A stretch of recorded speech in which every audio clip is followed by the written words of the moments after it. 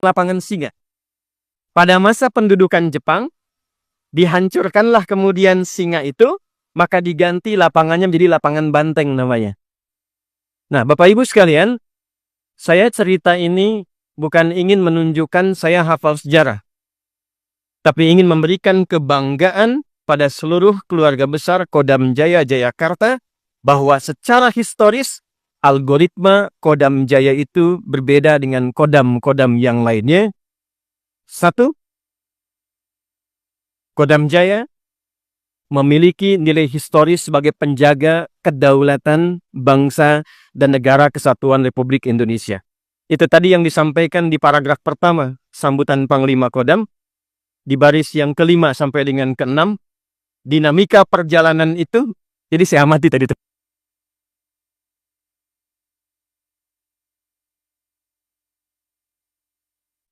Dinamika perjalanan itu bukan hanya menghadirkan kompleksitas tugas, tapi dalam saat yang bersamaan juga menjadi tanda bahwa Kodam ini adalah miniatur kedaulatan bangsa yang menerima serah terima kedaulatan militer dari Belanda pada masa itu, yang sekaligus menunjukkan pada dunia bahwa Indonesia sudah eksis, kekuatan militernya sudah kuat, ditandai di ibu kotanya dengan lahirnya Kodam Jaya Jayakarta. Itulah sebabnya kenapa ditetapkan nama Jayakartanya, karena dari bahasa Sanskerta, Jayakarta berarti kemenangan yang telah tercapai, kedaulatan yang telah tegak. Itulah yang menjadikan algoritma itu harus tertanam pada setiap teman-teman keluarga besar yang telah menggunakan seragam ini, dimanapun ditugaskan, polemik apapun yang diatasi, tidak boleh ada tugas kecuali dituntaskan hingga mendapatkan kemenangan gemilang yang tercapai. Itu nasabnya. Boleh kalau mau tepuk tangan dulu.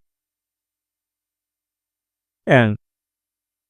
Namanya tersambung pada peristiwa tahun 1527. Portugis masuk lewat Malaka. 1511. By the way, itu Malaka itu juga, Selat Malaka itu sebetulnya bagian dari kita, Pak. Bu. Jadi Selat Malaka itu dulu yang membangun itu namanya Prameswaran. Beliau di kerajaan Sriwijaya di Palembang. Majapahit datang kemudian ke Sriwijaya. Sriwijaya melemah. Majapahitnya juga kemudian melemah. Prameswara melarikan diri. Kemudian bertransformasi membentuk daerah. Dibangun di Selat Malaka. Itu asalnya. Portugis masuk lewat situ tahun 1511. Lalu datang ke Batavia. Secara singkatnya. Lalu digabungkanlah kemudian unsur pasukan Nusantara pada masa itu. Dari Pasai. Di Aceh. Komandannya namanya Fatahillah. Dikenal dengan Valetehan. Digabungkan dengan pasukan Demak. Sebagian dari wilayah-wilayah yang lain. Menyatu jadi satu. Datang kemudian ke Batavia. Dikalahkanlah kemudian Portugis tanggal 22 Juni tahun 1527. Lalu untuk mengenang kemenangan gemilang itu yang tercapai, diberikanlah penamaan pada masa itu dengan nama Jayakarta. Kemenangan yang telah tercapai, kegemilangan yang telah tegak, sampai hari ini ulang tahun Jakarta dilangsungkan pada tanggal 22 Juni. Jadi kalau kemudian Kodam Jaya mengambil algoritma itu, merekatkan kembali pada nilai-nilai kekuatan secara historis, penyerahan kedaulatan, disimbolkan dengan nama yang sama, ini menunjukkan bahwa algoritma Kodam Jaya bukan hanya berdiri 76 tahun yang lalu, tapi embrionya sudah ditunjukkan oleh gabungan dari para pemimpin hebat yang berlangsung sejak tahun 1527. Karena itu yang pertama, berbahagialah, berbanggalah, karena 76 tahun ini bukan hanya menunjukkan nama, tapi menunjukkan pengakuan bahwa wilayah Kodam ini adalah simbol kedaulatan yang tetap terjaga. Baik Bapak Ibu sekalian, saya kemarin dari Bakamla, Pak Panglima. Di Bakamla itu gedungnya sempat terbakar beberapa waktu lalu. Tapi ada satu ruangan yang tetap utuh. Lantai 3, Pak. Bu. Itu ternyata ruangan pusat koleksi dan sejarah Bung Karno yang sekarang dikelola oleh Mas Guruh Soekarno Putra. Di dalamnya ada perjalanan kehidupan dengan visi-visi yang besar, yang dihargai bahkan dengan nilai ketuhanan yang api pun tak menyentuhnya. Apa korelasi dan irisannya dengan Kodam Jaya? Saya baca, ternyata para pemimpin kita itu di setiap masanya, pemimpin yang pertama tadi yang saya isyaratkan, Bung Karno, Bung Hatta, memiliki visi yang sangat luar biasa, sampai kemudian penetapan Kodam Jaya pun dilangsungkannya di lapangan Banteng, Pak. Bu. Bukan di tempat yang lain. Bukan di Ikada. Ikada itu nafas awalnya Persija Jakarta tuh. Lapangan bola pada masa itu. Rapat besar untuk proklamasi awalnya di situ. Tapi khusus untuk Kodam Jaya dipilihkan di lapangan Banteng. Diambil dari ramuan peristiwa yang terjadi di Eropa. Aliansi kekuatan yang kokoh menaklukkan kekuatan dunia yang besar pada masa itu, disimbolkan dengan singa, jatuh, Jepangnya jatuh, masuklah kemudian Kodam Jaya. Apa yang ingin diberikan pesan di situ? Beliau, father funding kita, atau parents funding kita, ya, ingin mengatakan, memberikan pesan bahwa Kodam Jaya ini bukan sekedar komando daerah militer, tapi semua unsur yang terlibat di dalamnya disiapkan bukan hanya menjaga kedaulatan negara, tapi memberi pesan. Sekalipun ada aliansi dari luar yang berhasil menaklukkan Napoleon, kemudian membangun satu patung khusus, satu simbol khusus, maka seluruh prajurit keluarga besar Kodam Jaya posisinya di atas itu, kekuatannya di atas itu, semangatnya di atas itu, sekalipun dari manapun beraliansi datang mengganggu kedaulatan, maka yang pertama hadir di garis depan adalah Komando Daerah Militer Jaya Jayakarta.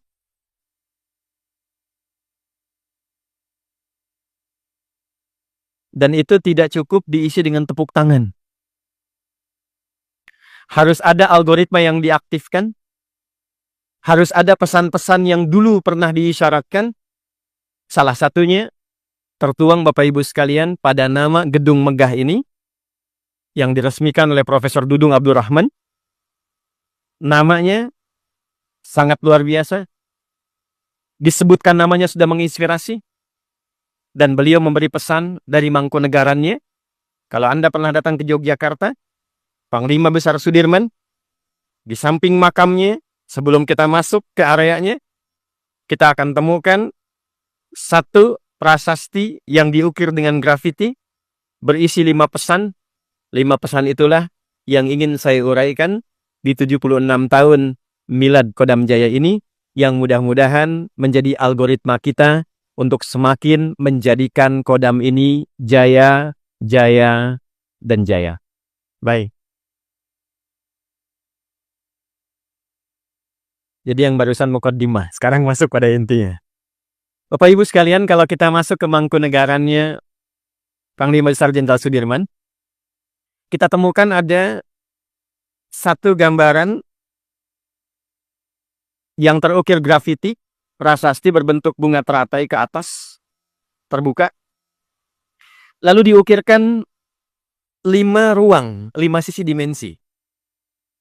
Satu ada relungan di bulan April, beliau berkontemplasi itu, digambarkan wajah Jenderal Besar Sudirman. Kemudian dituliskan di bulan April. Dari renungan itu, tiba-tiba muncul nanti ruang yang kedua. Ruang itu perjuangan dengan alutsista apa adanya. Jadi Anda bisa lihat yang bawa cangkul, yang bawa tombak, tapi semangatnya, gairahnya, luar biasa. Grafiti ketiga, Anda akan temukan perjuangan dengan alutsista yang sudah berkembang lebih baik. Ada senapan, pakaiannya sudah bagus.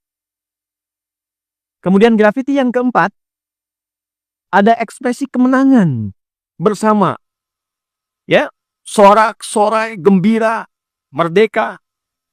Yang kelima hebatnya, bergabunglah manunggal bersama rakyat, digambarkan dengan makan bersama-sama, prasmanan bersama-sama, bareng-bareng, dan 5 sisi itu ketika sudah dilakukan, terbukalah kemudian bunga itu menghadap ke arah langit, menatap pada kuasa Sang Pencipta. Apa pesan yang disampaikan di sini? Ketika terbuka, turun kemudian bintang gemintang, menjadikan semua sifat-sifat kebijakan semakin berkeadilan dan terpola komando dengan tertib dan rapi. 1. Tidak mungkin ada kesuksesan dalam bidang di ruang-ruang dan waktu militer tanpa ada kontemplasi, renungan-renungan, rencana-rencana kegiatan strategis yang semua terpola dengan baik. Seakan beliau ingin mengirimkan pesan bahwa jika setiap ruang-ruang wilayah militer sampai ke level-level prajurit ingin sukses mendapatkan tingkat kesuksesan tertinggi, kemenangan yang nyata, manunggal bersama rakyat, maka buatlah program yang terukur. Mitigasikan setiap kebutuhan wilayah, setiap tantangan yang dihadapi, setiap dinamika yang terjadi, renungkan dengan dalam, renungkan dengan presisi. Ketika itu bisa dilakukan dengan baik, maka mulailah bergerak. Saya akan simpan dulu kajian tentang ayat, tentang hadis, tapi saya nanti ingin terjemahkan yang sudah saya verifikasi. Jadi saya pulang dari Mangkunegaran itu meminta buku-buku yang ada di perpustakaan TNI terkait dengan Jenderal Sudirman. Lalu kemudian saya datang ke pusat sejarahnya TNI. Saya lihat dari mulai tandunya, pakaiannya, alat yang digunakannya, semua mengkonfirmasi apa yang tertulis dalam prasasti itu. Di grafitinya. Maka yang kedua, ayo terjemahkan dalam bentuk perjuangan. Gunakan semua kemampuan yang dimiliki, gunakan semua alutsista yang dipunyai, gunakan perangkat-perangkat yang dimiliki, sekalipun itu belum tentu terlihat canggih. Karena kemenangan itu bukan hanya diraih dengan teknologi yang gemilang. Terkadang itu bisa dicapai dengan semangat yang tinggi, walaupun disertai dengan alat-alat yang sederhana dan biasa. Bukankah kemenangan kita melawan senapan-senapan mesin pada masa itu dengan bambu runcing? Maka yang kedua, jangan pernah mengeluh. Ada kejadian apa di Jakarta? Ada tantangan apa? Mobilnya belum lengkap. Kendaraannya belum ada. Perangkatnya masih kalah canggih. Tak ada masalah. Apalagi nama yang tersemat pada diri Anda adalah Jayakarta. Apapun perangkatnya, mesti menang. Mesti berhasil. Ukuran keberhasilannya adalah kemenangan yang tercapai. Semangat itu yang diukir oleh Jenderal Sudirman. Jangan pernah mengeluhkan sarana dan prasarana yang terbatas. Sepanjang tugas memanggil, maka isi dengan keberanian dan semangat paripurna. Disitulah kemudian kita akan naik pada tahap berikutnya. Datang. Penyerahan sarana prasarana. Mobilnya makin lengkap. Tambahan perangkatnya makin bagus. Apa yang dilakukan? Ternyata saudara bukan kemalasan. Anda kalau lihat grafitinya, makin semangat lagi. Wajahnya berubah. Semakin berteriak. Semakin menggelora. Ternyata bertambahnya fasilitas bagi orang hebat. Bukan membuat dirinya semakin malas dan tertinggal, tapi semakin semangat menunjukkan bahwa dia layak mendapatkan fasilitas terbaik itu. Maka ketika Anda mendapatkan tadi sarana yang lebih bagus, prasarana yang meningkat, luar biasa, fasilitas semakin berkembang, buktikan bahwa kita, keluarga besar kita, layak mendapatkan itu, dan kita yang terbaik untuk mengelola dan menerjemahkan itu sesuai dengan fungsi-fungsinya di lapangan. Maka yang keempat, kemenanganlah yang diraih, kebahagiaanlah yang diekspresikan. Dan yang terakhir, izin Panglima, kalau sudah berhasil, jangan terbang sendirian. Ada prajurit di belakang yang mendorong.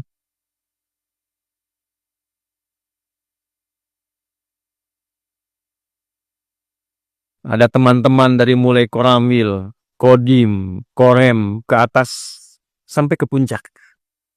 Maka duduklah bersama-sama. Seperti suasana ini. Kadang-kadang mereka nggak minta. Bisa foto aja, Babinsa senangnya luar biasa. Apalagi diajak makan pecel lele sama-sama misalnya.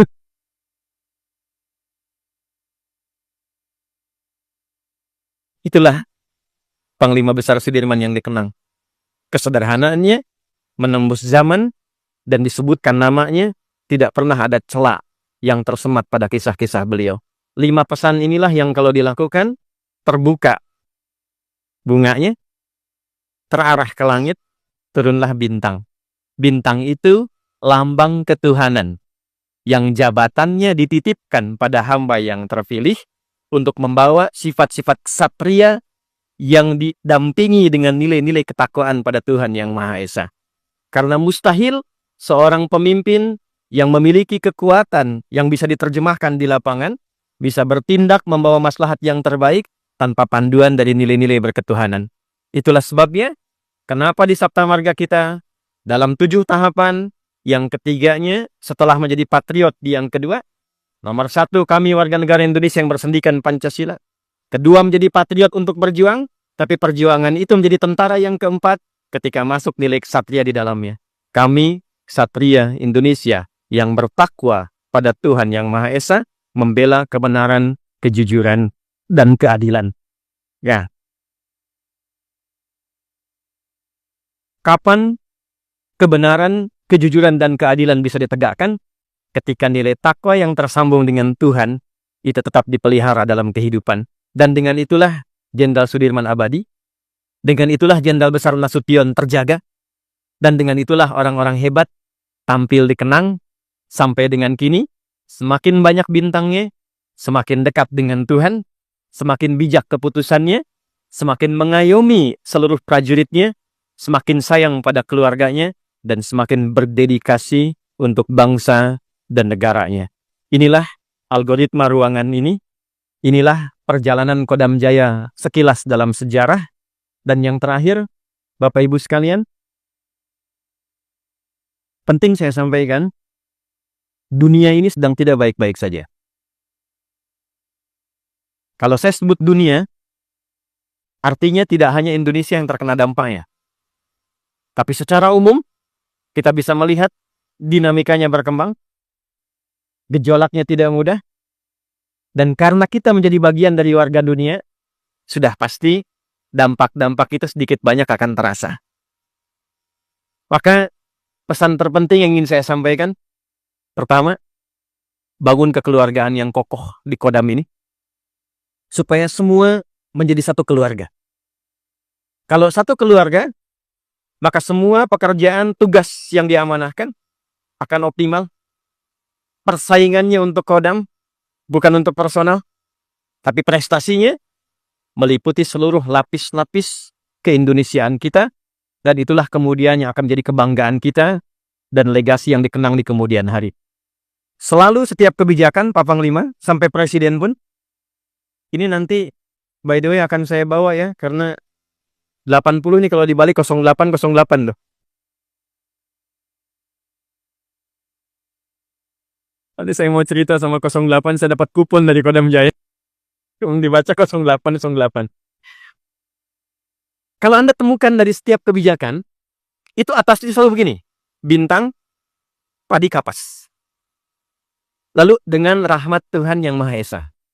Baru kebijakan.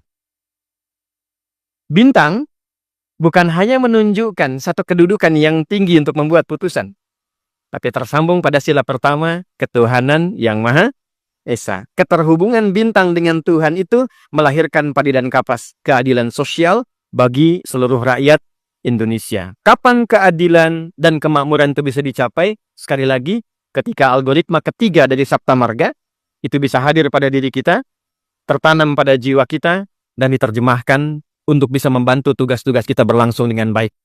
Kemerdekaan kita dibuka dengan kalimat atas berkat rahmat Allah yang Maha Kuasa, dan dengan didorongkan oleh keinginan luhur, diterjemahkan dalam Pancasila di sila pertama jadi penguat, ditempelkan dalam bintang itu, diteruskan dalam kebijakan, dan jadilah kemudian kita satu Indonesia. Jadi Pancasila itu mesti kita jaga, kita rawat. Saya kalau ada tokoh-tokoh agama spiritual yang iseng-iseng sama Pancasila itu langsung saya jewer tuh. Karena rumusan beragama di kita itu dirumuskan pada nilai-nilai luhur yang ada di Pancasila itu. Saya kalau ditanya, Ustadz, bagaimana hubungan Pancasila dengan